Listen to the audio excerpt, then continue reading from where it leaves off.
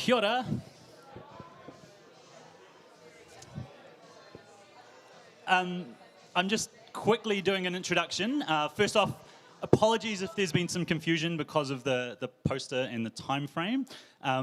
Basically, the idea was that we'd all come and enjoy the hospitality of 12 Bar for hosting us here, and then the live stream kicks off at 6:30. So, yeah, I do apologize if that's caused some confusion. I hope we can make up for that by allowing you to stay and drink more. But we are now ready to get underway, so I'd like to invite on stage all of the artists who are going to join us for this panel discussion.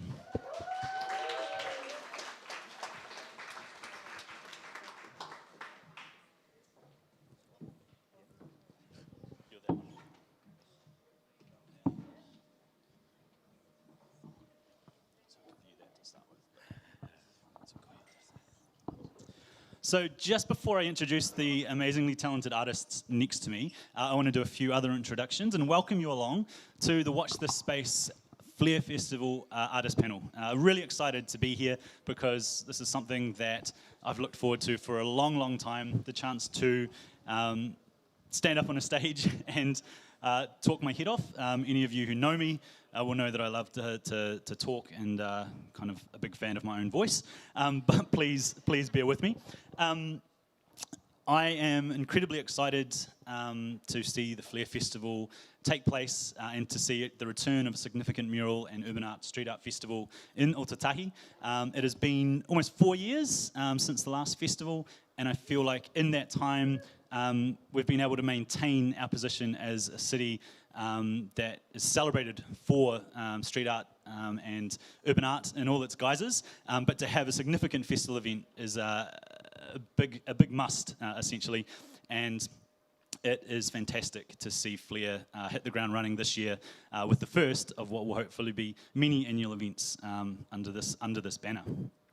There's a lot of people to thank. First off is obviously the people who have been organising Flair Festival, the ARC crew, the Salt District, Christchurch NZ, the Christchurch City Council, all the wall owners who have given up the fantastic walls around the city, RDU, Corianders, Little High, Lime Scooters. Some of you may have seen the artists scootering around and slowly making their own marks on those scooters as well. They'll be customised.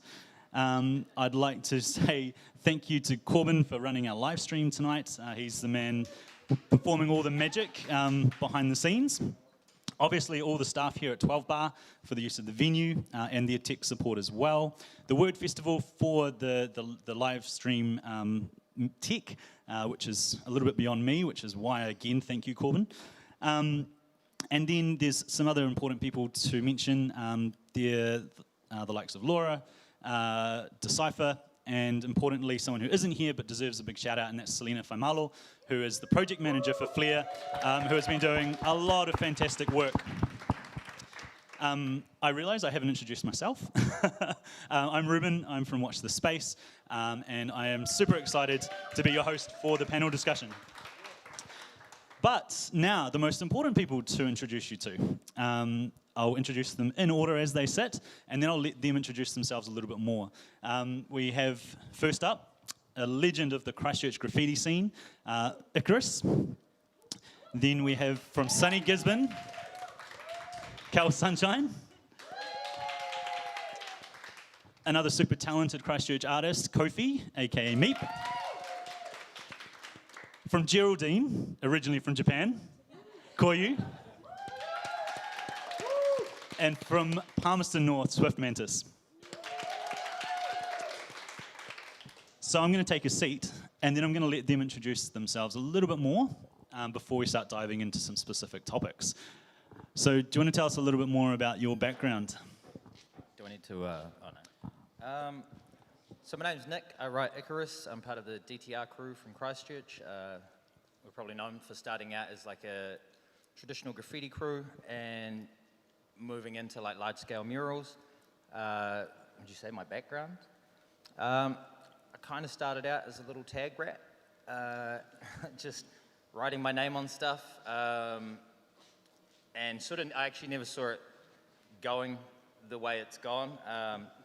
I said to a couple of the groups that Reuben's brought around to the walls earlier that when I was younger, I really wasn't interested in that side of things, and it's super surprising to have it all culminate in this, which I'm sure we'll get into further soon.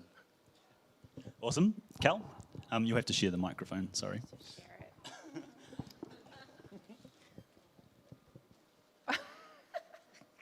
So we have wet wipes there to clean the microphone. So just so everyone knows that we're being very careful. That's right, we're all friends. Kia ora, my name's Kelly. I am a fresh resident of my hometown of Typography, Gisborne, previously in Wellington for a long time, but got tired of being cold. So living a life in the sun and it's good. My background?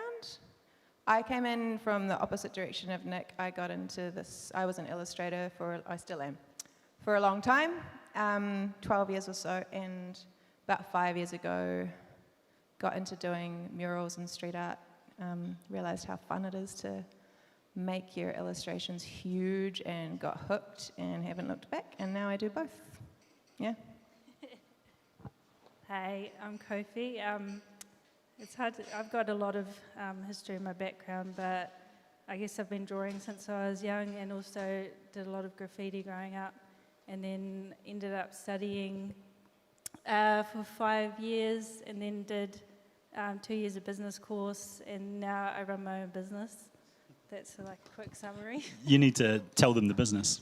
Oh, I'm a graphic designer and do murals and illustration.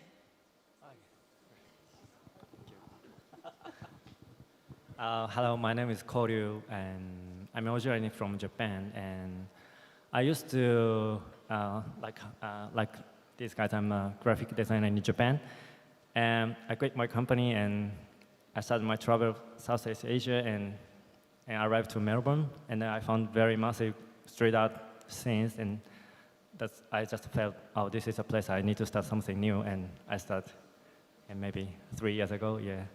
And I got into the mural stuff. Yeah, that's my background. That's insane, right? I could 3 say years. This is 4 years, yeah, maybe 3, 4, yeah.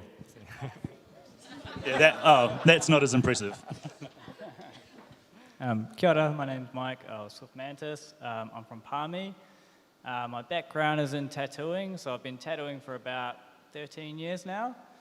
I got into kind of murals late in the game. It's probably been about 7 years now. And I just tried to translate what I was doing, sort of large-scale realism in my tattoo work, into the murals. And color realism especially is what I kind of love, and animal realism is kind of my forte. So yeah, I've been able to transition and got here today. Well, let's stay with you, Mike, Swiftmantis. I can call you lots of different titles, right? Whatever works. But that transition from tattooing is something that often is actually, I guess, kind of, I've seen it the other way around, like in particular, sort of from graffiti into tattooing as an extension of graffiti as well. Did you have any background in graffiti writing or any other kind of artistic practice before getting into tattooing? I used to tag at school, but it was never really very good, and it was always just kind of a bit vandalism, you know. It was never really I never really pursued art full-heartedly until about I was 20 years old, and I started studying art and also tattooing at the same time. So as I was studying, I was learning to tattoo out of my flat, just tattooing my flatmates, and I kind of grew like that, and then just through levels. Did you eventually do like a traditional tattoo apprenticeship? No, I didn't. I was kind of pretty if I'm going to do something, I'm just going to do it. I don't need anyone to help me. I'm just going to do it. And so I just had that mentality, and luckily I had lots of sort of broke flatmates who wanted tattoos, and I had no skills and needed clients, so we worked it out.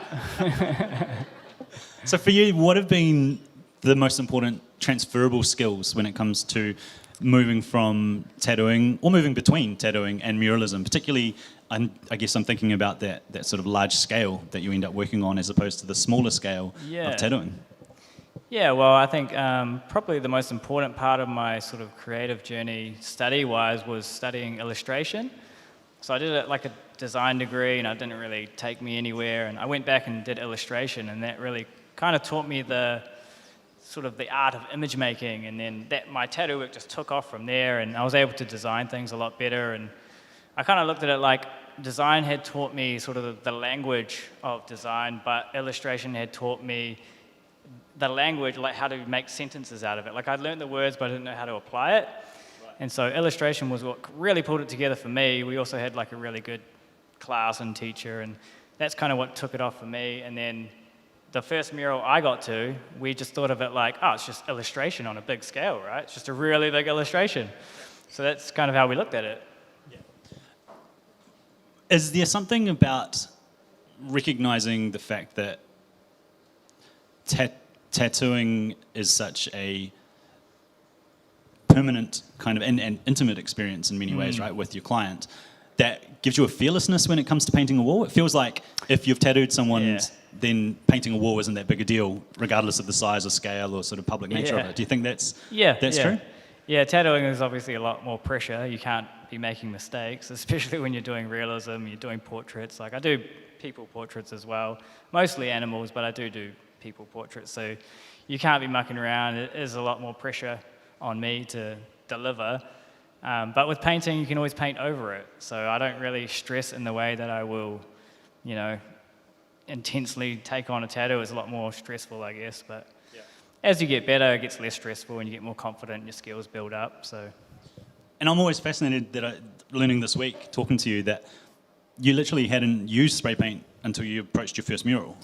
Yeah. There must have been some trepidation there, I'm guessing, but yeah, how did that go the first time? The pressure of doing a large visible mural, and the first time as well picking up a spray can. Yeah, it was kind of, like we literally faked it till we made it, you know? We just kind of turned up on the day, we got our paint order, and then I was just kind of like, oh, let's try the spray paint out, and then...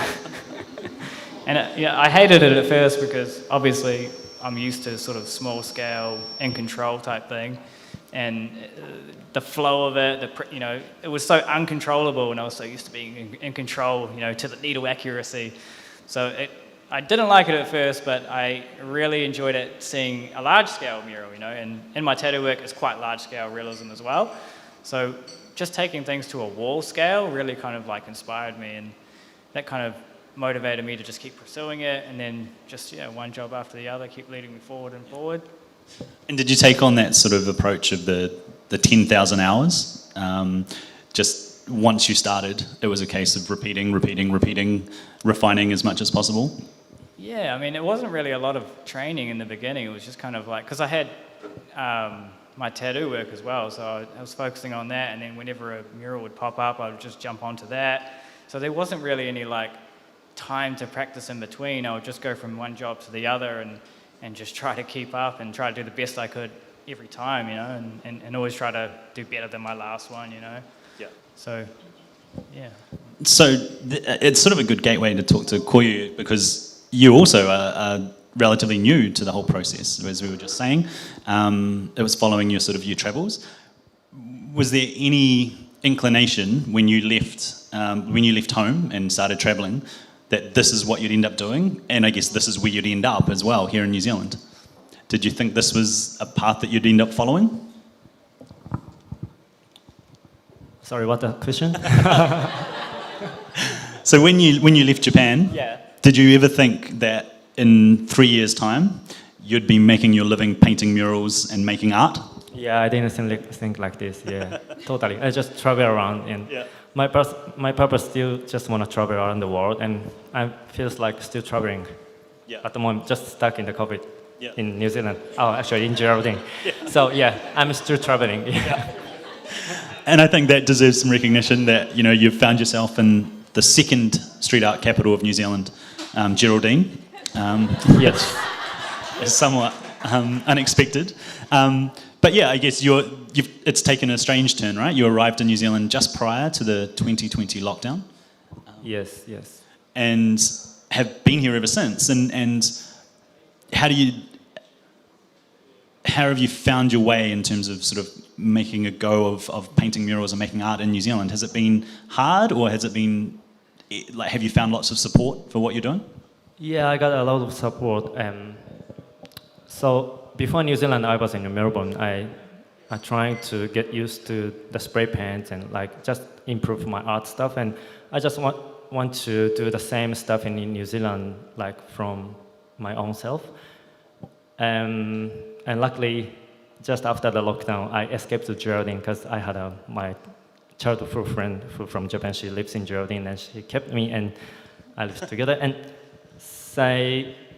I just wondering, like, how could I manage myself to get some new art commission stuff? But luckily, I just painted on one mural on the old ping pong table while first lockdown. And after that, like the local newspaper guy, he found that ping pong table art, and it's on the newspaper. Yeah. So that's the beginning of the Geraldine stuff. Yeah. Sort of instant celebrity. Yeah. So I'm like feels very lucky all the time. Yeah. And you've been using a combination of techniques. Is that something that you've always done? Is used brushes and rollers and as well as spray paint? Yeah, recently like that. But first, when I started my art stuff, I didn't know what I can do, and I don't feel anything. I just feel really bad all the time when I paint something, and it looks very ugly, and I don't like it, and all that. Even now, like just after I finish the massive mural or like some new work, and I just get bored, and maybe I could do more, or something like this happen all the time. Yeah. And yeah, recently I got some knowledge of the art stuff as well, not only like can control and brush control stuff, and I got some knowledge to how can I make impressive art, kind of like that knowledge a tiny bit. So now I can like very flexible to use like any stuff, and I'm pretty enjoy it. Yeah. So the other hidden talent you have, well, it's not really hidden, but you're a b-boy as well, a break dancer, and I've been jokingly making him promise that he would show us some footwork tonight, but I won't make you do that. Thank you very much. Yeah, there's a table. Yeah. But you have said that street culture has been an important influence on you. How important is sort of hip-hop culture in your art? Is that something that comes through in your art, or is it more a separate thing? Yeah, true. So when I was at uni, I just like very get into the breakdancing, and that's my beginning of the touch the hip-hop culture. And after start breakdancing, I learned hip-hop culture and learned graffiti stuff, and I just tried graffiti on the like notebook and with a pencil. And that's one of my beginning of the curiosity of the street art stuff. But I didn't know how to do that. But definitely it was important for me. Yeah. And was that in Japan? Yeah, it was in Japan. Yep. Yeah. And what were sort of like the graffiti and street art scenes like in Japan where you lived, where you grew up? Actually, Japan doesn't have so much street art culture, but some people does. And luckily, mostly of my friends like doing the breakdancing stuff, and like related with the street art culture. So yeah, like some of the friends doing the painting, and also some of the friends use the spray paint as well. And I met one like professional graffiti art guy, and he changed my life. And yeah, so I really impressed. Like he doing some mural on my friend's dance studio shutter door, and it was very massive piece, and just painted in 2 days. And that's my first time I've seen the person who doing the mural painting for a job in my life, and I didn't see it. And also my hometown is very, very like a countryside, and kind of like a Geraldine place. Yeah. So I didn't see so much like culture, but it was so lucky because they from the really far away from like urban city. So yeah, it's so nice. So that's a nice little segue into Kophie, because Kophie, for you, graffiti and hip-hop have been a massive influence on you. Now, you grew up similarly in Wanaka, right? And you said it was moving to Christchurch where you first saw graffiti and sort of got to see graffiti. So what was that, how did that inspiration sort of grow to the point where you're now making art as your career? Well, when I first came, I grew up in Wanaka, like, in the mad countryside, probably worse than Geraldine, like, but it was beautiful, not like in a bad way.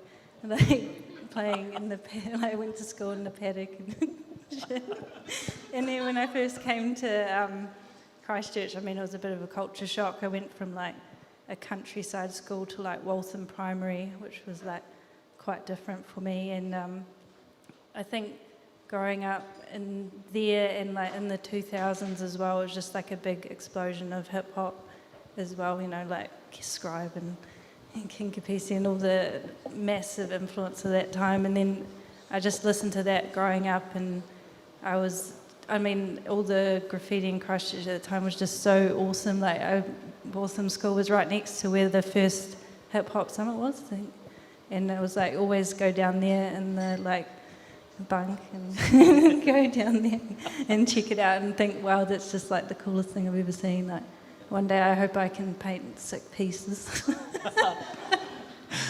But beyond just the sick pieces, you've also got a really strong social conscience in terms of your work, not just in terms of your mural work, but also as a founder of the Conscious Club, which is an amazing organisation that runs a lot of events such as ethical markets and socially minded fundraising events and awareness events and things like that. How much of an influence did hip hop have on your politicized sort of ideals and how you view the world? Well, it probably started like pre-hip hop. Like, my parents were both very creative, and my mum's side's like Dutch immigrants and my dad's side Samoan, so they both have like a very different, interesting story, and they always raised me to be like quite politically motivated or like aware of what's going on. And then I became like vegetarian when I was like 11, because I was like, oh shit. And then that kind of took me on a rabbit hole into like more social and political issues. And then, I don't know, it's just gone from there. And then, listening to hip hop growing up, it's like, I just feel like it's like the way they get their message across, and it's like a way you can speak from your heart, especially when, you're trying to find your identity or something. I don't know. Yeah. I think it's the first time I've heard someone say I turned vegetarian because I was a little shit.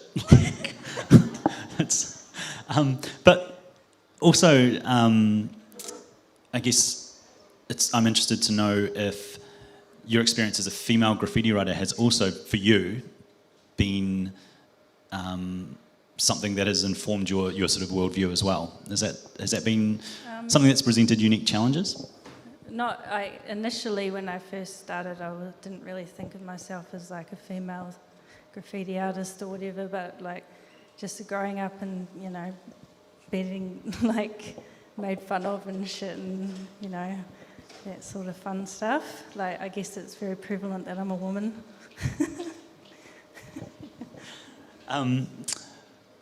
Okay, yeah, well, I mean, it's something that we'll dive into a little bit when we talk about the work you've painted for Flair as well.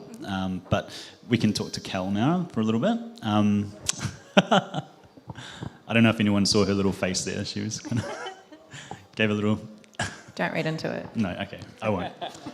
So, Kell, you, rather than hip-hop as a driving influence, you're sort of coming from that illustrative background. What sort of other cultural influences have fed into your work and career as an illustrator as well as a muralist?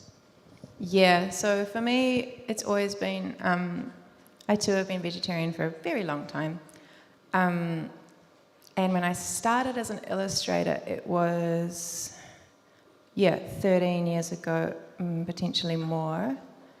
And there was a really heavy, everybody was drawing attractive, thin females. And that was going off, because illustration was just becoming a cool thing, and there was all these books being released out of Australia. Probably they were ahead of us in the States, but I don't know what was going on there. And I came into it, I was like, I don't want to draw humans, I only want to draw animals and plants. And that's always been a driving force for me, because whilst they are able to communicate, they don't communicate in the language that we are born speaking. So it started off very animal-centric, and then as time went on, I got involved with Sea Walls, which is another global festival organisation run by Pangea Seed in Hawaii. And I dove into this really ocean-centric space, because I'm from the coast, like I can't cut that out. It's part of me. I need to be by the coast at all times. And it's even harder to hear ocean animals than it is to hear land animals because they live in underground outer space. So yeah, sort of gone through these movements. Actually had this really great moment with Nick. This is a total side topic. When I got invited controversially to a graffiti event, and Nick, you remember this, eh? And Nick spoke. We're friends. We're friends. Nick spoke before me. He was like, yeah, I'm a graffiti artist, and I don't know about these murals where everybody's painting dolphins on these huge walls. And then I got up, totally not graffiti at all. Thanks to Bobby, I was like, oh, hi, I'm Kelly. I'm involved in painting dolphins on walls. Nick's a very kind human. We're friends ever since. Yeah, and since 2020, this is something I only really noticed in the last few months. I got this intense desire to move away from the city and go home to where I grew up in Gisborne, by the coast, and plant vegetables and get a dog. And I've sort of looked back and I was like, shit, I've been drawing plants. I can't stop drawing these damn plants. Like, what happened to the ocean animals? Where have they gone? But it's so reflective. I was just like, no, this is what I'm doing now. This is what's important to me right now. The other things are still very important, but it's cool to just be at peace with that transition that happens as it comes. It's like, this is what I'm into now, and this is what I need to paint about. Yeah. There's also a lovely, I described it a couple of days ago as kind of like a visual lyricism. There's a lovely flow to your work. The colours, for me, are very calming, but also energetic.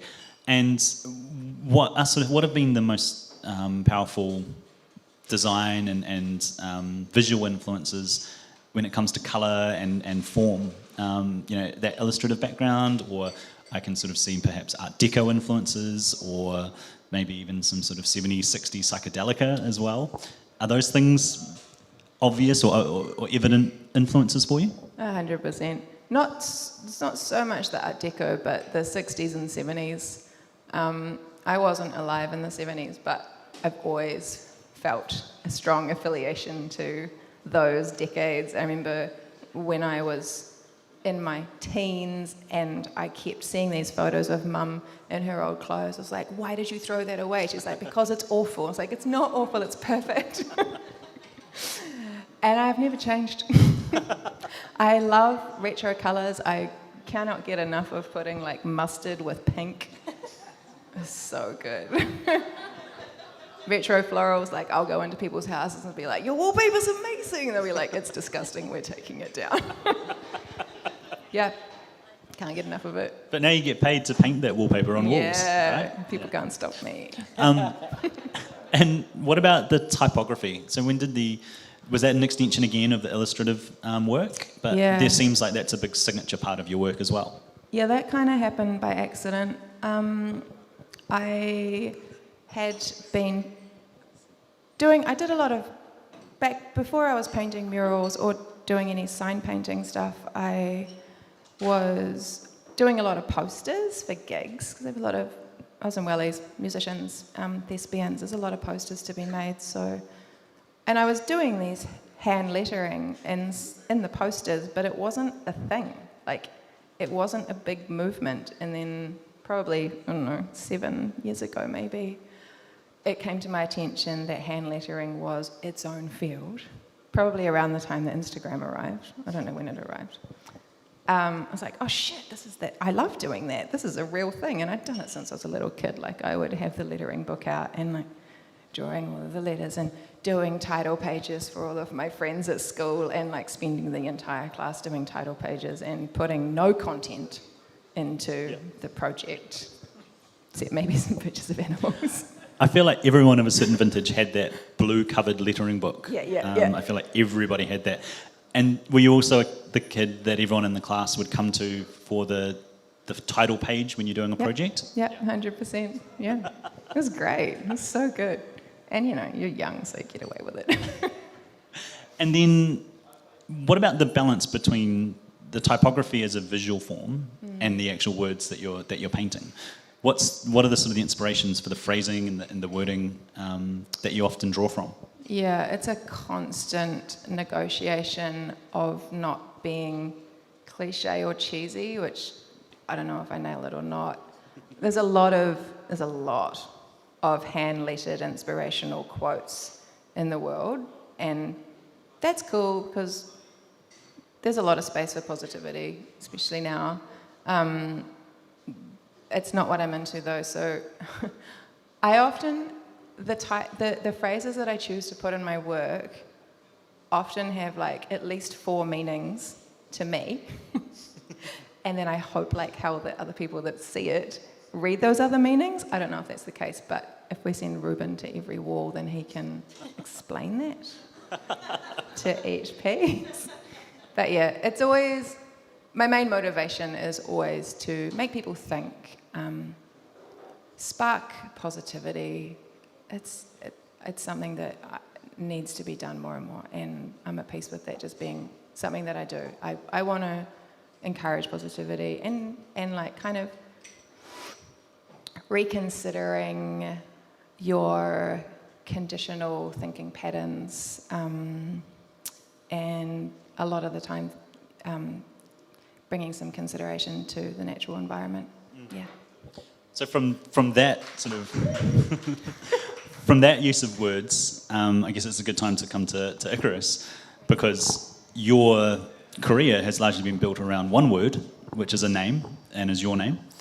But that name as well has several different kind of readings and meanings as well, right? Because it's not only identity, but it represents a whole lot of other things that come with it. But just how vital was or is graffiti writing in the way that you see the world?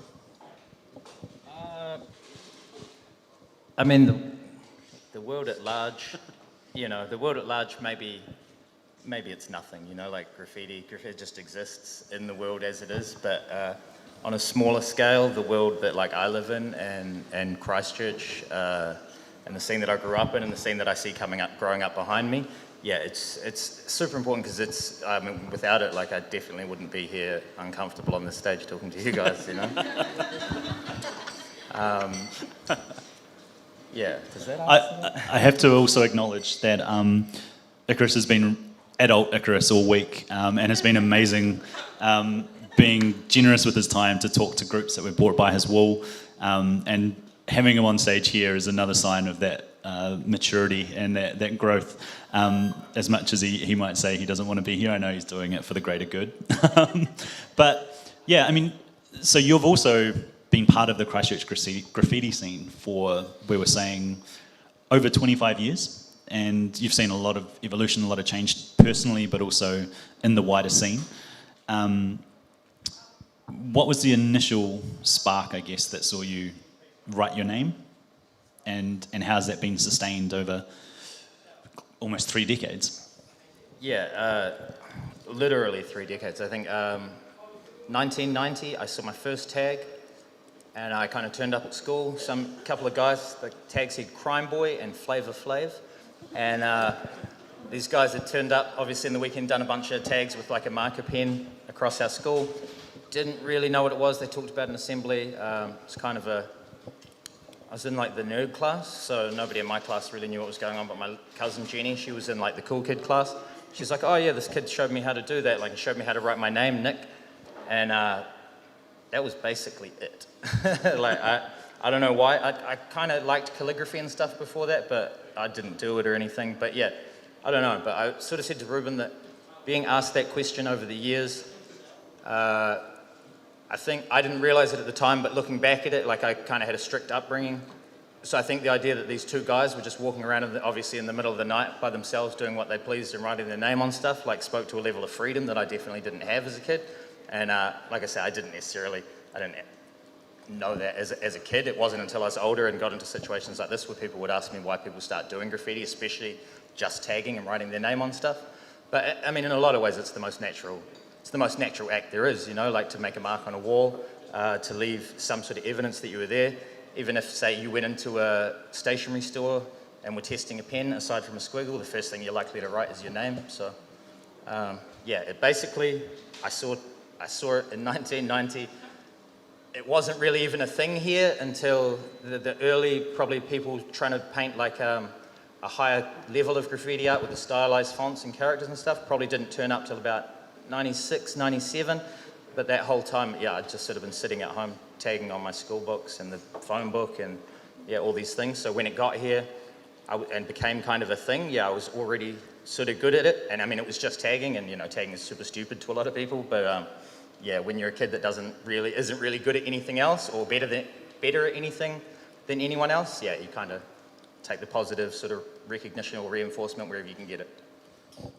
And when did that transition start to seeing it as more than just writing your name on a wall, or not necessarily needing to see it as more than that, but more than the act of sort of destruction, as you kind of often say? I mean, it's like still happening. But I guess early on I said to a couple of the groups you brought through, like I really had no interest in the artistic side. I kind of only viewed graffiti, true graffiti, real graffiti, which is something I used to say all the time, as vandalism. It was only tagging, it was only illegal stuff. But I think just over the years through, I mean, there was a couple of opportunities where I got caught tagging and I got community service at a youth space called YCD, and they said I could do half my community service, cleaning and sweeping and doing regular stuff, but if I did that good, that, you know, they'd buy me some paint and I could paint a graffiti, like a piece, which is like short, yeah, it's graffiti vernacular for just like the large stylized font stuff. And at the time I kind of go, oh yeah, I don't really do that, I'm just a tagger. And they were like, cool man, so you can just clean the whole time? And so I said, oh shit, okay, I'll do the piece. And at the time it was just a joke to me, and I was like, cool, I got to do a piece instead of having to sweep the floor. But then when I look back sort of 5-10 years later, I went, ooh, they hit me with the stepping stone. Like, you know, they put that first little thing in place for me, and they knew, you know, it's a youth space. They knew they were doing it. They knew they were potentially sparking something in the future. And you know, there was a bunch of those experiences that I took for granted at the time, or there were workshops run by another guy that was sort of early on the artistic stuff, but they supplied free paint. So I was like, oh, I'm going to go and do it. I'm just going to use like a couple of cans there, and then I'm going to take the rest of the paint and go tagging. And again, like I look back and I'm like, stepping stones everywhere. They're hitting me with the little at a time thing.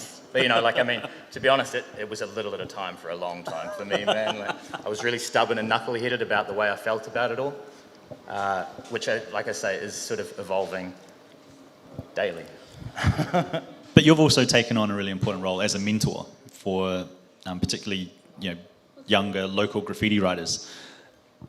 How easy was it for you to fit into that role, and you know, how important has that role been for you?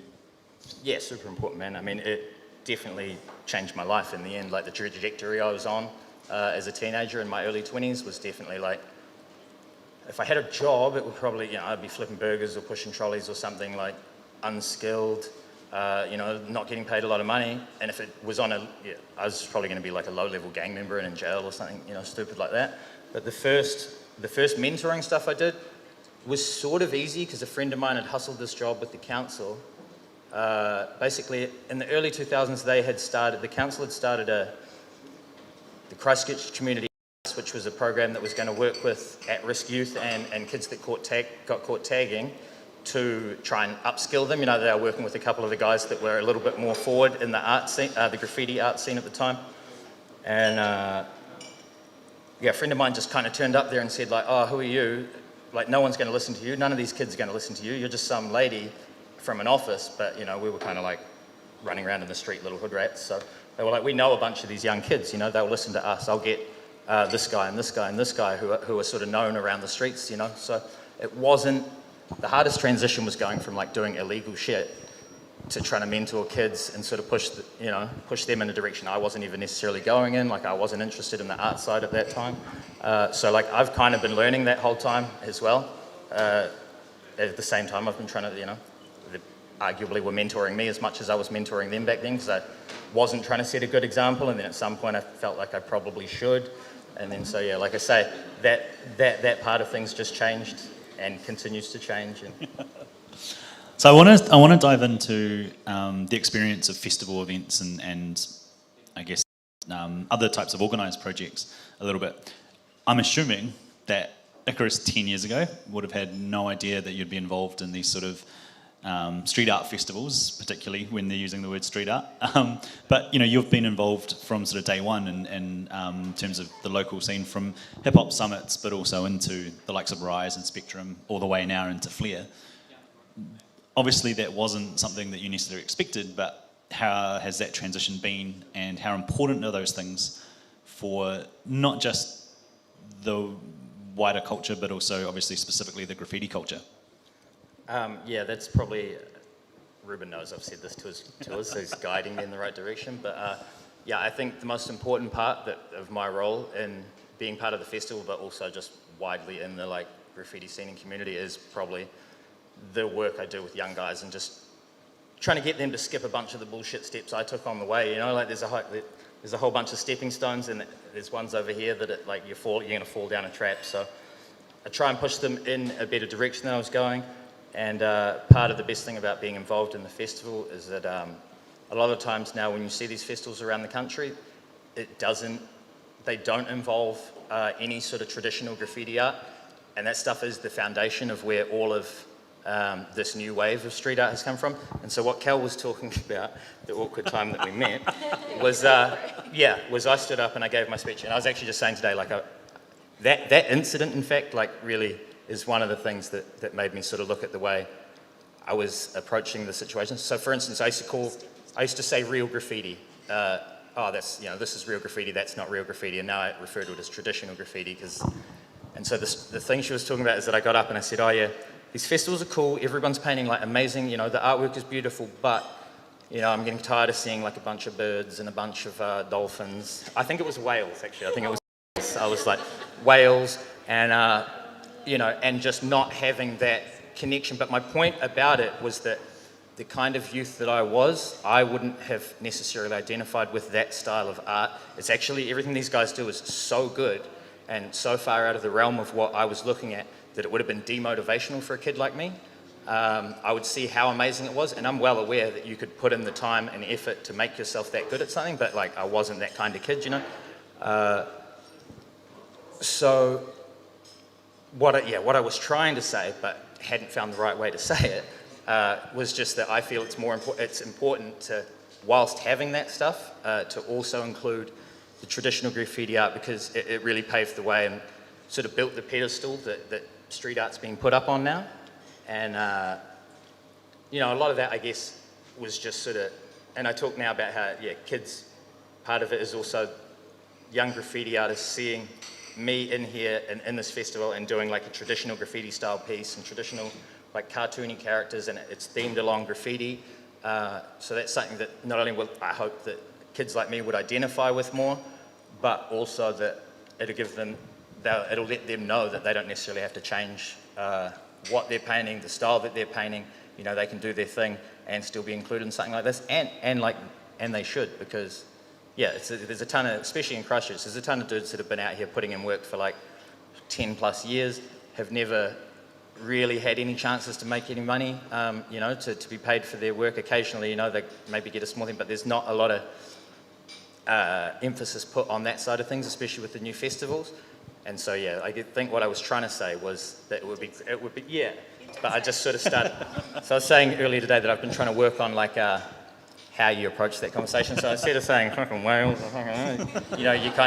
you ease into it a little bit more, because then, so I was the second to last speaker and Kelly was the last one, and I said, people that get into it without a graffiti background, that, I don't know about it, blah, blah. And so Kelly literally stood up and goes, hi, my name's Kelly and I'm from Gisborne, and I just painted a really big whale mural and I've got no graffiti background at all. Sorry, Nick. And I was at the back it was so awkward. But, we've always, because I had also explained what I meant after I said it, but, I can see how that was, it's a little too confronting. And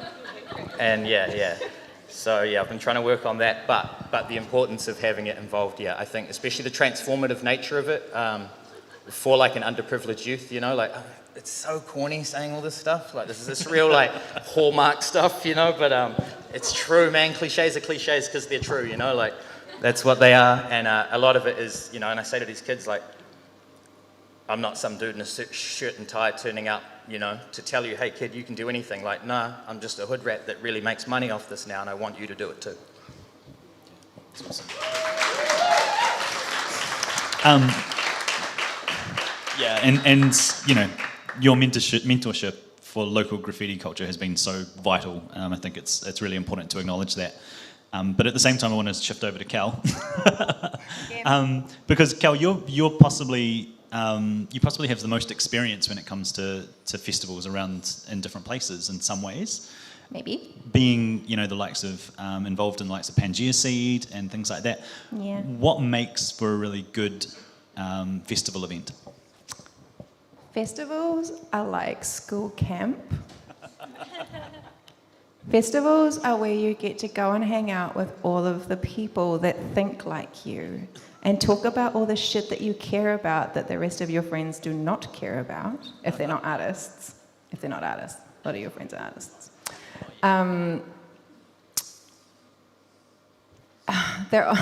Festivals are like the cherry on top. So like working as a full-time artist, muralist, illustrator is wonderful, and I wouldn't change it for the world, but like the festivals are the reward, Yeah. where you get to go and play. You have total freedom almost all of the time on the design, so it's an opportunity to just do exactly what you want to do at large scale and allow that to be received by the public as it will, which is almost always positively, and if it's not, then that's good too.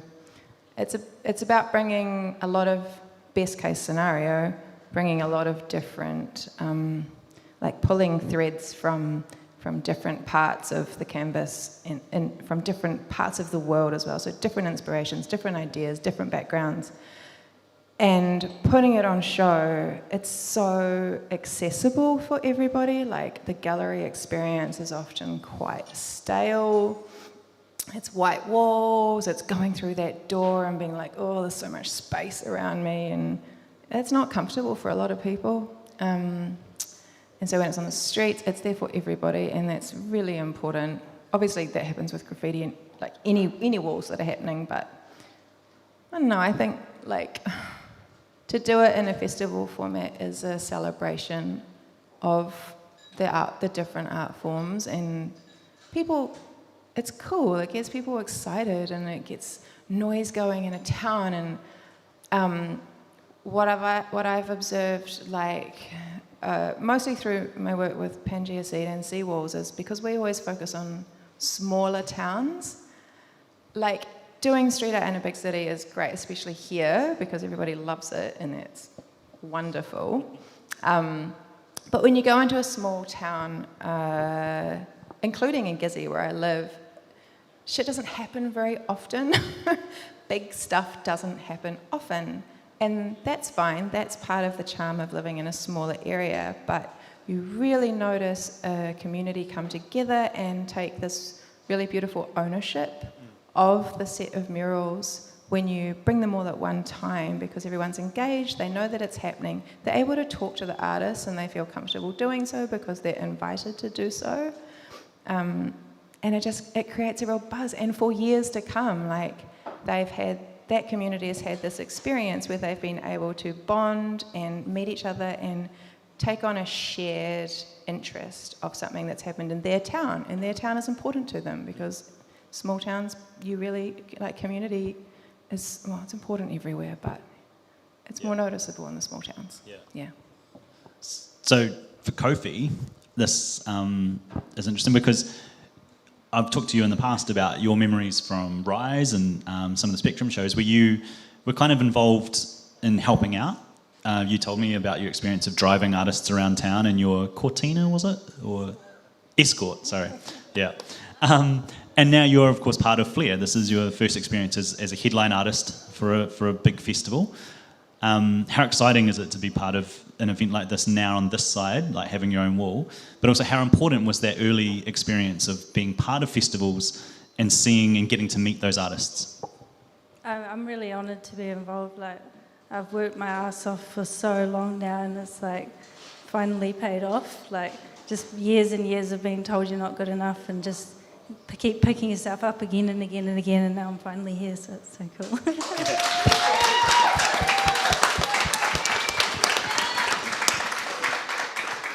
And I have to say that you're doing such an amazing job on your wall. It's so good to see you getting that platform that you deserve as well. So I think there's a fair bit of pride to see you doing all that, because everyone who's come across you, everyone who's met you knows how amazing you are. Did you have any interesting stories from those experiences, meeting those artists who came to Ōtautahi for those festivals? Oh. Anything that you can say out loud? No. Just a lot of hanging out. Any highlights though? Oh, just like meeting like Tilt and Soulfuls and driving them around in my school and just hanging out and being involved in general. But like pre that, like I was always like really interested in graffiti and watching it in Christchurch, and then like being involved in that, especially like the traditional graffiti, like meeting them. Like I'm way more interested in meeting like Soulfuls than like the muralists or like Burst and stuff like that. Like I've always looked up to TMD ever since I was young. And that kind of relates to what Ikarus was saying in many ways, right? Like creating that platform. But I think it's something that's also overlooked a little bit in terms of the impact festivals have, because we often think about that kind of wider public response to seeing works go up and getting to see things. But there's also that important internalized aspect where the local culture gets to mix with people, and you see that kind of come out. And then you see just a few years later, people like yourself who got that opportunity now are the headline artists in these festivals. So, you know, I think there's a really important and valuable aspect to these types of events in that lens as well. Koryu, for you, you've been travelling. What's been the most interesting place where you've found yourself painting? Other than Geraldine. I'm pretty enjoying New Zealand so much. Palmy too, yeah. How important was your experience in Melbourne? You were saying you were painting down Hoosier Lane, and that was a really important moment in terms of realising how to do something like this as a public act. Oh, yeah, true. So the Melbourne has, you said the Hoosier Land. That's free wall, like council permitted already. It's like everyone can paint over it all the time. It's totally free. So I just like paint all the time. But the Melbourne is also as known as a very like tourist city, and a lot of like visitors comes like every day. Like more than 40% is a visitor, people said.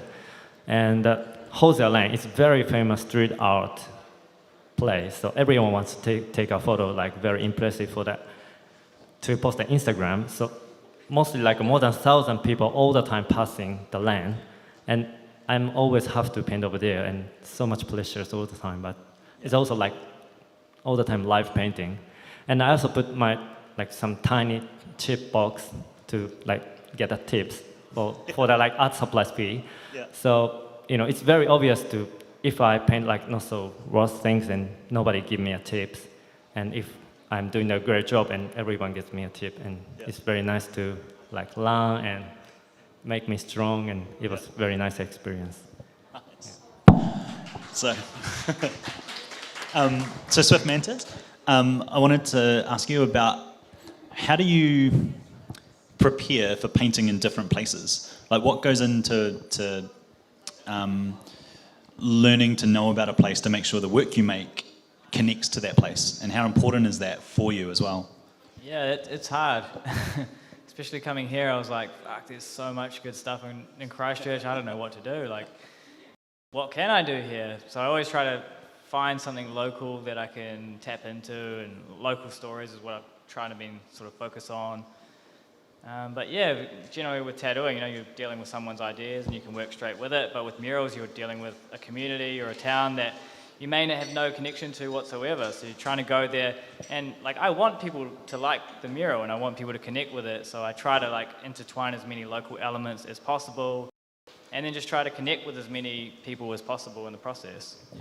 Is there a challenge in terms of preparing before you hit the ground? Like, do you allow some fluidity to evolve a project? Because, you know, until you're standing in front of a wall and knowing the surrounding area, or until you've had some engagement with local people, do you allow those things to impact what you're painting, or do you kind of arrive at a place with a pretty good idea because you've done some research and some homework? Yeah, I mean, you kind of got to do a lot of it beforehand. But I definitely, once I have a wall, I can't start a design until I see the wall. Like I don't have any ideas until I see the wall. And then I'm like, okay, cool. And I'll go on Street View and I'll just like study everything about it, where you see it from, how high it should be, like the window lines and everything. I'll just get so deep into it. And then I kind of get an idea of like, well, it should be something that sits there. The focal point should be there. And things like that. So I try to get as much sort of ground knowledge as I can before I get there. Yeah. And obviously I have to make 99% of the decisions before I get there. But yeah, there's always those little things that you can tweak once you get there to suit, certain things you may not have noticed until you get there. And how do you find generally the response? So the process of painting in public is quite interesting, right? It's quite a performance. You're literally physically and creatively performing in front of crowds and things like that. How has the process been for you to learn to engage with a public audience and how those sort of discussions and relationships go? Like painting and then having someone come up and sort of saying, even when it's a positive thing, I can imagine that there's a little bit of a challenge to constantly stop and start when you've got people coming up. Yeah, it is quite funny that we're all kind of like introverted artists, but we chose these public, we end up doing this public performance type artwork unintentionally. We just kind of stumbled into it. But I think my favorite thing about this festival is that we've had enough time to actually take it at a comfortable pace and try to like engage with as many people as possible. Because a lot of times I'm just, I'm doing super detailed stuff, so it takes me always an extra 3 days past the festival. I'm stressed out.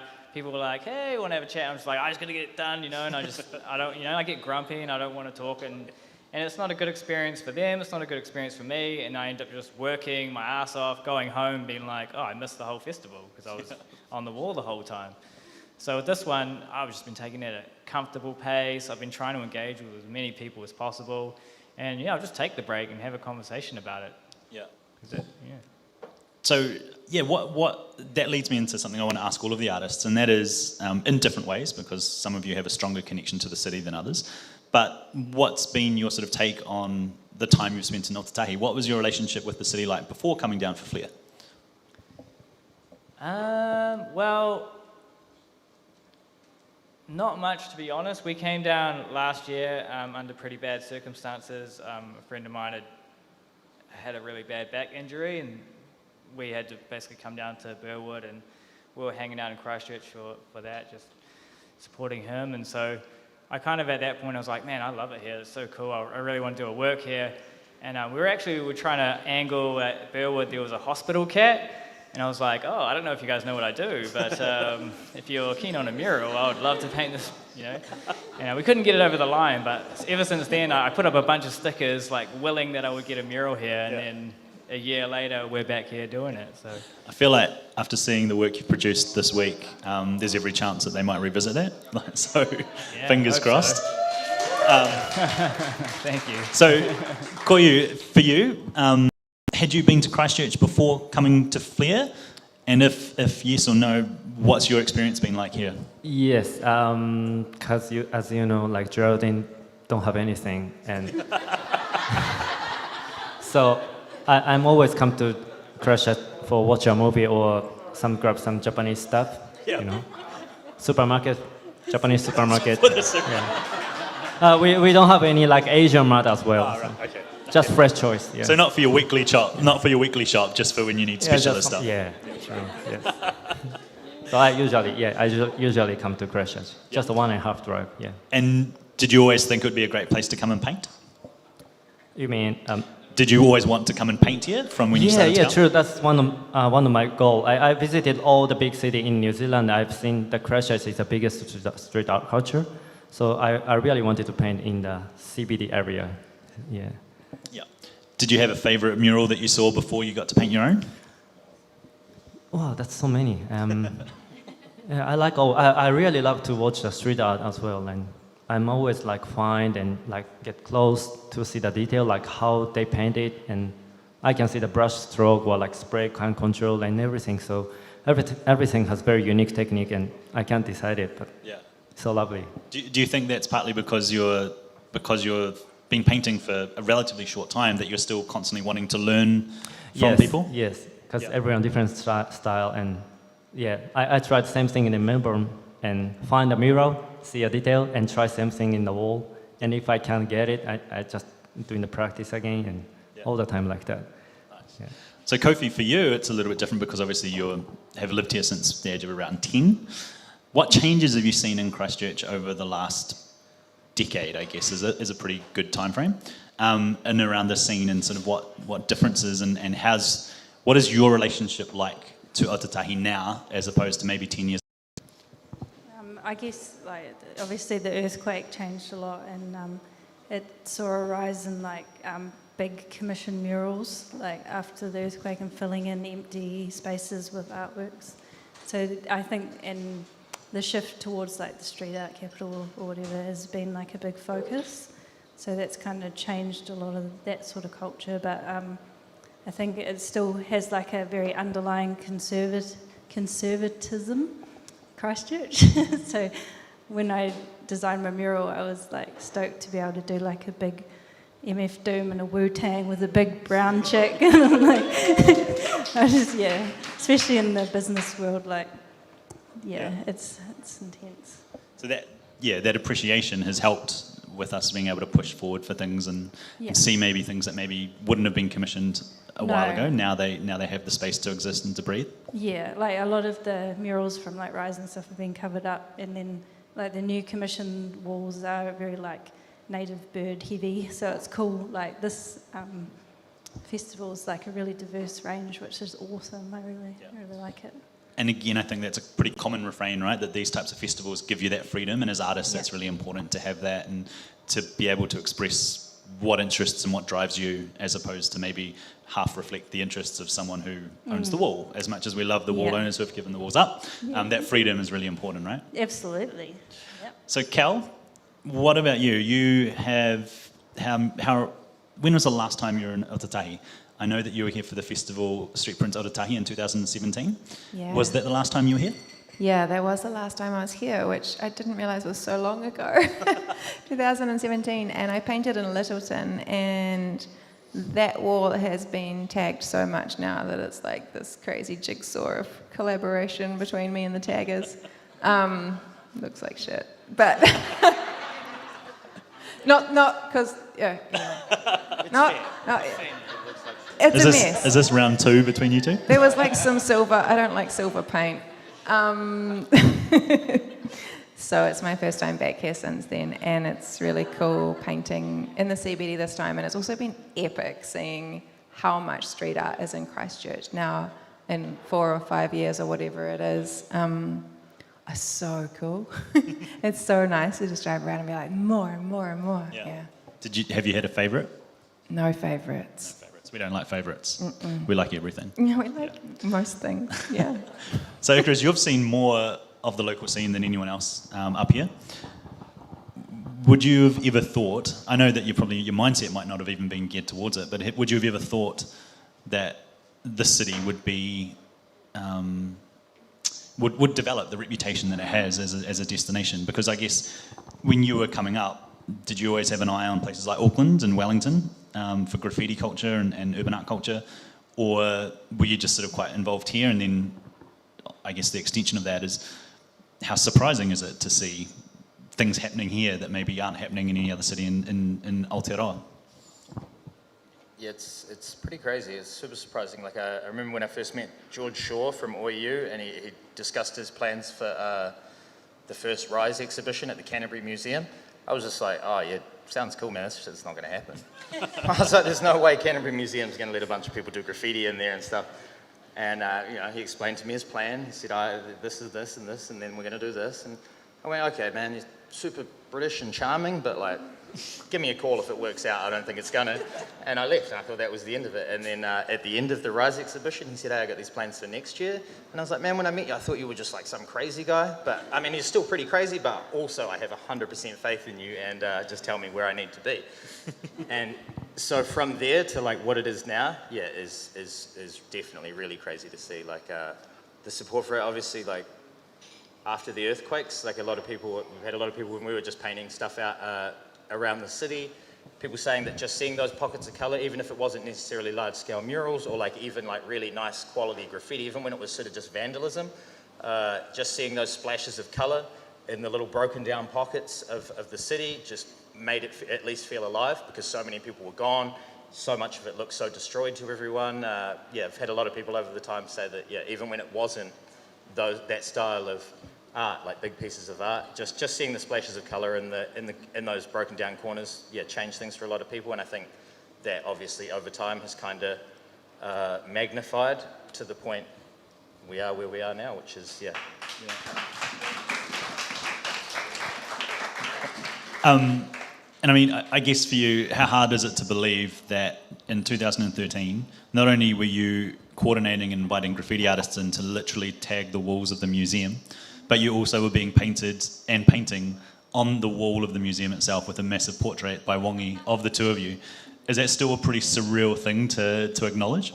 Yeah, I forget about that sometimes, and then someone says, so what he's talking about is that in the Canterbury Museum, there's like a 8-metre high picture of my face wearing a white tiger animal hat and pulling the fingers, but the finger is pixelated out because I had this discussion with the museum director at the time. Like, he said I couldn't pull the finger because it would be offensive.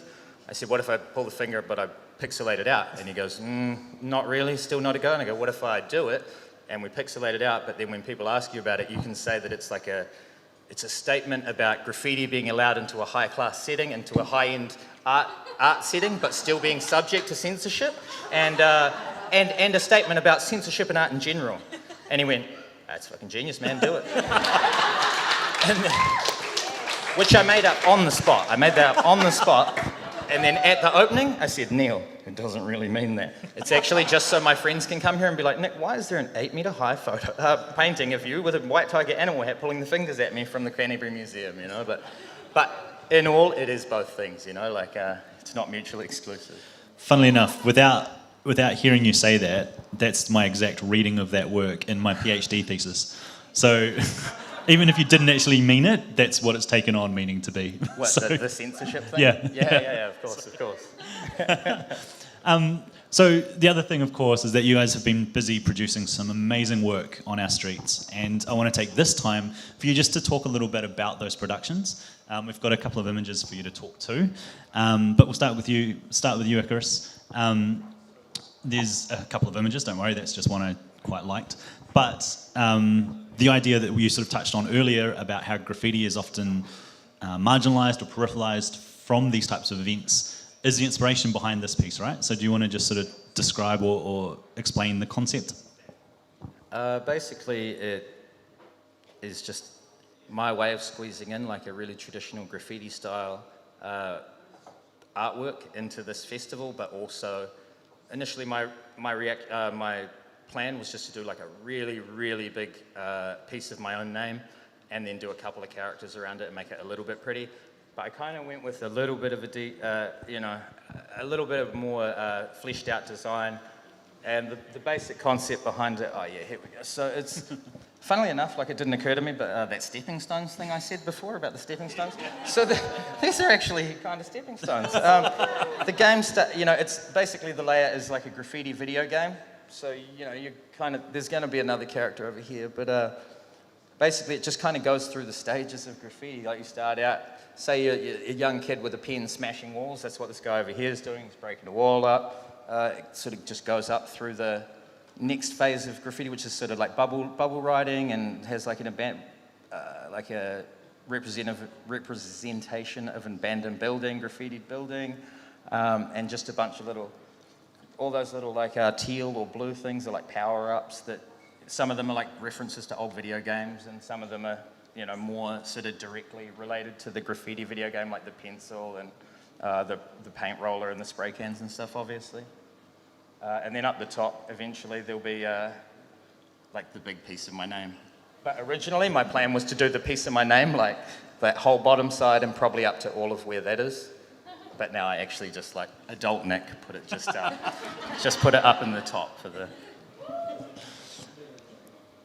And the other interesting thing, I guess, is if you've been watching this take shape, he's literally built it as if he's going up through the levels as well. So there wasn't a sort of sketch out of all of the pieces. Do you want to explain why you took that approach? Pretty much because I was aware that we were going to sort of structure it over the course of 10 days or so. And I felt like, specifically, like there's a big 3-story office building right behind me, so I felt like if I sketched the whole thing out from the start, they would just kind of be like, oh yeah, we know what this is going to be, get it moving, you know, like finish it off. But this way it's just kind of popped up piece by piece each day, and I guess it's like a little bit more interesting as, you know, well, hopefully a little bit more interesting because they don't know what's going to happen, so like that, yeah. So we'll move on to Kell and just, we'll keep it going. So tuck down memory lane, which is, I feel like, a laneway that you've become very familiar with because you've been spending so much time down this quiet little laneway. Yeah. You've produced this beautiful, beautiful painting. I also have to acknowledge that you're the first one to finish your work. Not that it's a race, but Kell has earned the right to have a couple of days off and enjoy the city in a way that the other guys are still stressfully working through finishing their productions. But what was the inspiration for your work? Just want to point out that my wall's smaller than everyone else's. You don't have to. I am used to finishing last. The inspiration?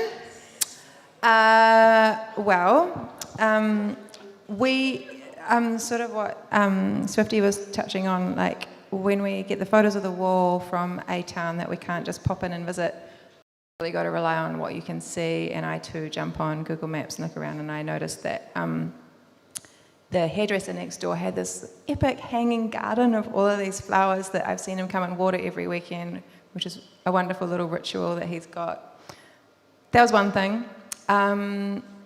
Again, like I said earlier, really into plants right now. But the main motivator was, it's kind of like a rewilding of a city space. So I observed that it's very concretey through there. It's modern, and that's cool. And like, there's some really fancy bricks that I definitely didn't get any paint on. But just wanted to bring something really curvaceous and soft and green into a concretey space. Additionally, there's the salt mural on the front, which is done by, what's his name? Paul Walters. Paul Walters, epic local sign writer with the help of Guy Decipher. And who else? Okay.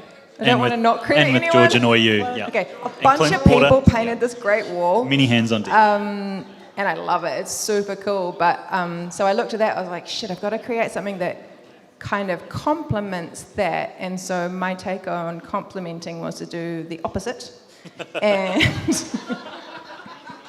make something real curvy, and it works. Like, I tried to use the same blue to tie it in, but I actually quite like that you turn the corner from this pristine angular mural into a garden space. And something that Reuben pointed out that I hadn't really considered, but I really appreciate, is that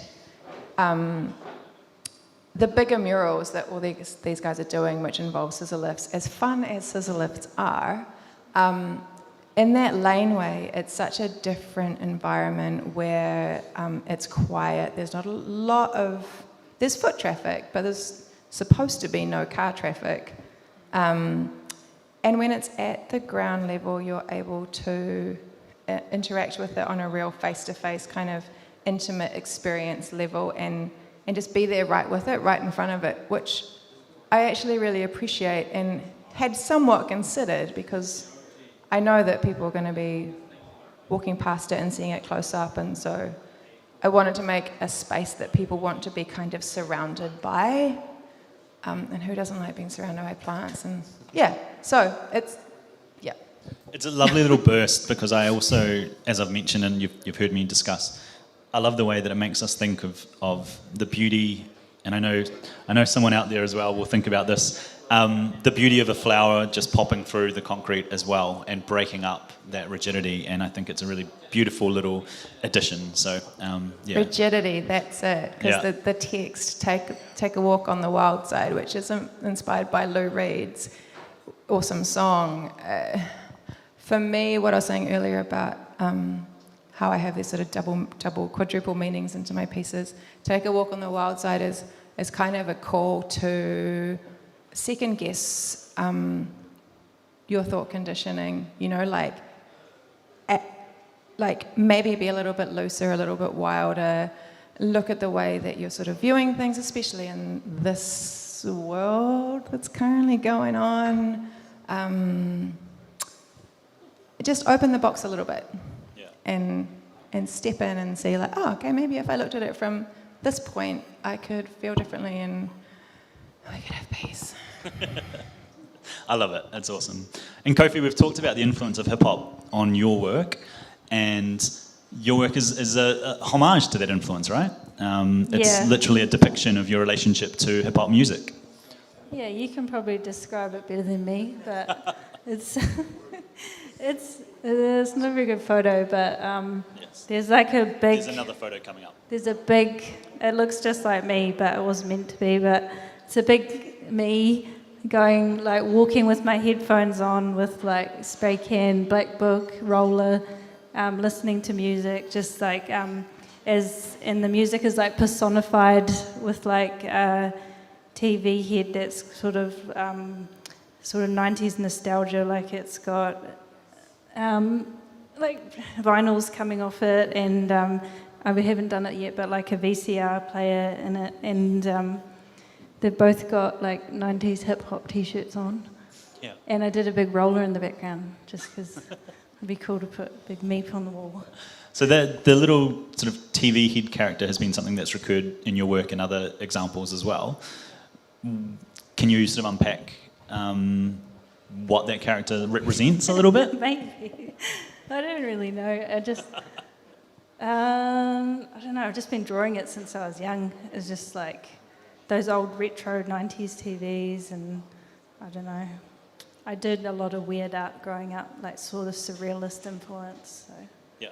Pop art surrealism. Pop surrealism?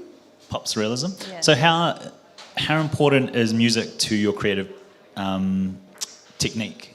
Yeah, I mean, I'm always listening to music when I'm drawing and anything really. Like, it's just, like, it's personified here as like my friend, like coming along with me at all times. That's basically how I put it. It's amazing. I love the scale. I love this gigantic figure who is kind of in her own world, but is also very much in our world, and I think it's a really powerful statement. So, fantastic. Koryu, your work is the biggest work in the festival. It is 160 square metres, and I know we've talked a couple of times. How daunting was it when you first stood in front of that wall knowing that you had 10 days to produce your mural? How scary was it? Yeah, it was so scary. And so all the time before the festival, because I already know which wall I am, and when I visit Christchurch from the Geraldine, and all the time I check the wall just in case, and like feels like, oh, it's big, and and go back then. All the time I'm checking. I visited several times, maybe 3-4 times before the event, and all the time I just pass the wall and check my wall with no words for a while and just go home. So outside of the scale, there's also a really lovely concept at play here. Can you explain what you're depicting and why that's significant for Ōtautahi? Oh yeah, so you are better than me because you're all the time doing the tour, but yeah. So, actually this photo I take my friend Michelle, and I love this photo, really, thank you. Yeah, it's pretty massive. So the statue I'm painting is, it's called the Neo, and it's originally from Japan, and you can see the actual one in the temple gate, and it also have 8 meters high, the same height as my wall, but I made it a bit bigger. I just cut my leg and a bit make the scale bigger. But when I was in maybe high school, or I remind that memory, but all the time I was thinking that statue is really cool, and it's built by wood. And yeah, it was stuck in my deep memory. And when I was in Melbourne, I painted only the face of this one with a very tiny scale. And that time I was thinking maybe one day I could paint the whole body, and that was one of my goal or dream at that time. And this time I just just got invited for this event, and when I see my wall and when I heard my height, maybe this is a chance to bring this one for my idea. So the original is just, I was thinking it's really cool to put kind of like that stuff, but also this statue is very important in Japan. Its original meaning of God Guardian, very origin from India, but it changed in China and changed in Japan, and all the time changing like Asian revision stuff. But in these days, this statue kind of like similar God, but not so like very like revisional stuff. And those characters using for the video game on the comic book as well. So it's more like a turning to the pop culture as well. Right. So that's why I chose this statues there. Yeah. But even also in Japan has Shinto religion, which means like the gods everywhere and a lot of kind of gods, and always they can protect you or like kind of like a protector. And I was thinking just Japan had and New Zealand mostly has a very like disaster, sometimes like earthquake stuff. And actually today is a memorial day of the Japanese tsunami day. Yeah, the Tohoku earthquake and tsunami in 2011. Just today, So I just brought a very casual art style, but I hope it can be some protector for this Christchurch town. Yeah, so that's one of the reasons. And it's such a lovely concept, this idea of a guardian being given to the city. Yeah. And there's also a lovely aspect, because the two figures, one figure has their mouth open and one figure has their mouth closed. Yeah. And it's a significant gesture, right? If you can... Yes, and it's originally from not Japanese word, but it's like Sanskrit word maybe. And the meaning of the all, the beginning of the all and the end of the everything. Yeah, so it's like, you know. Encapsulates everything. Yeah, all the it's time. The beginning and the end of everything. Beginning right? and the end, yeah. So that's a message. Not only the statue, you can see when you find a shrine or temple in Japan or in Asia, like when you find the two like guardian lion stuff, mostly they close the mouth, one of that close the mouth and one of that open. So you can find everywhere that stuff. Yeah. It's amazing. I hope everyone's had a chance to see it, because it is such a stunning work that I think is just going to be a real landmark of place in the central city. So again, thank you so much. Thank you too. Which of course brings us to Swifty, and I feel like perhaps the work that most people have really, really attached to, this painting of Olive the cat. Do you want to tell us a little bit about Olive? So what I've been doing since I painted, I've been painting a bunch of cats around the place, and then in my hometown I had the opportunity to paint my favorite cat, which is my cat, and tell her story, who was a stray. So up until that I hadn't done like stray stories or anything. So I kind of told her story, and I was like, oh, stray stories, that's quite cool. And she was just a little raggedy cat with half an ear and half a tail.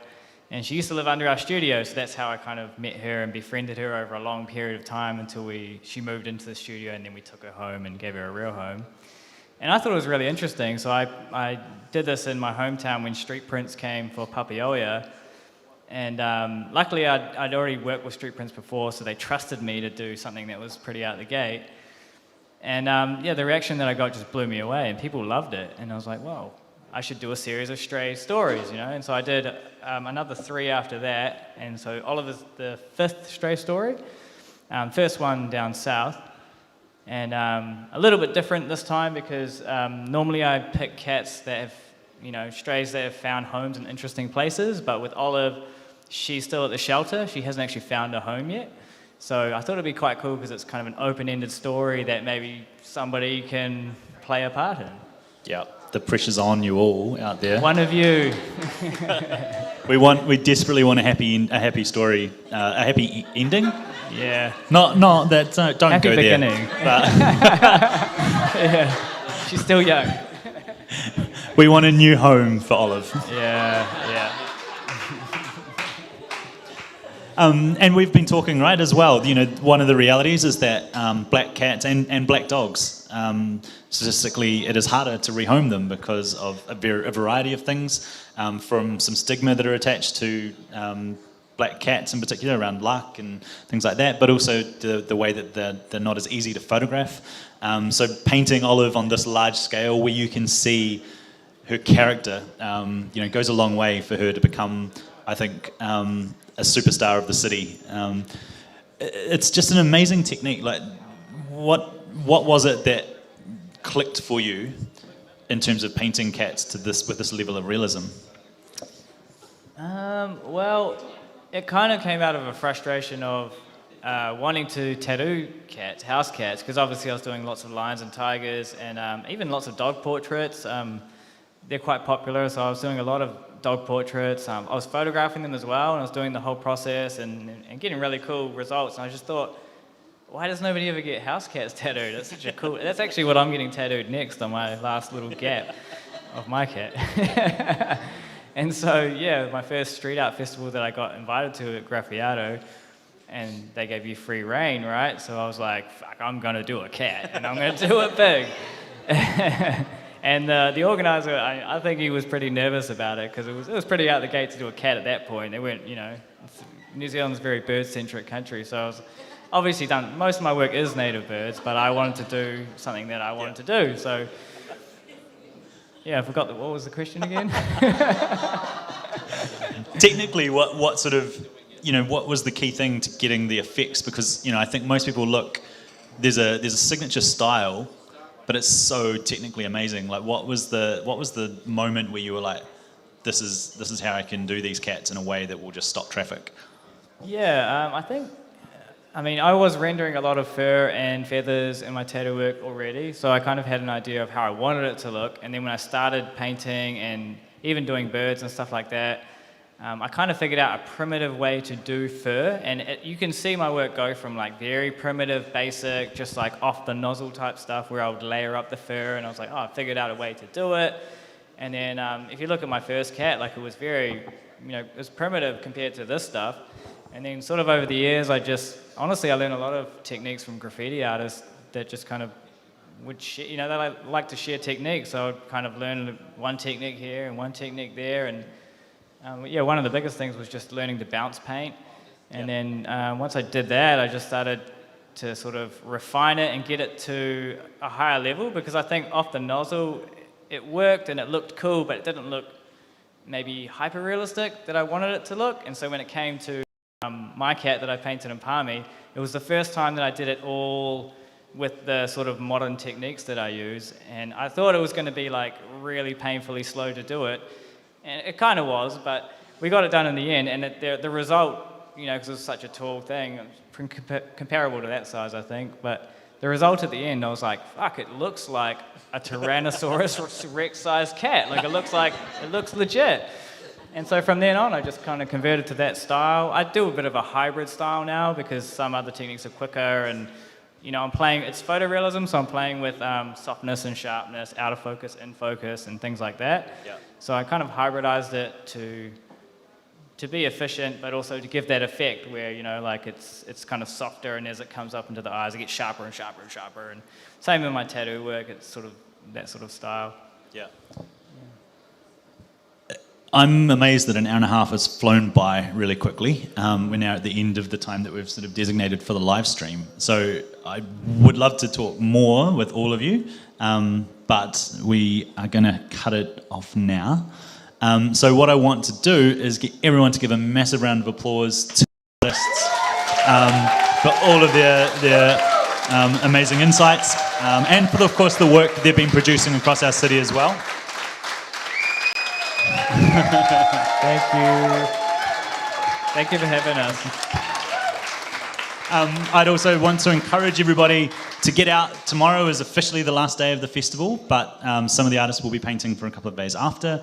I want to acknowledge a couple of artists who aren't with us tonight. Wongi, who's been busy painting his work on High Street, and also Elliot Francis Stewart from Auckland, who will be arriving tomorrow. So there's going to be one whole other work being produced to look forward to. Obviously, I also want to acknowledge all of the effort that's gone in behind the scenes to make this event possible. For, again, Corbin, all your help with the live stream and with all your insight, all of the staff here at 12 Bar, all of you out there in the crowd who have been so welcoming with your laughter and applause. I know that makes it a lot easier for us up here. And of course, most importantly, all of the artists, thank you for all your time. Thank you for all your effort, and it's really appreciated. So with that, thank you and good night. Thank you.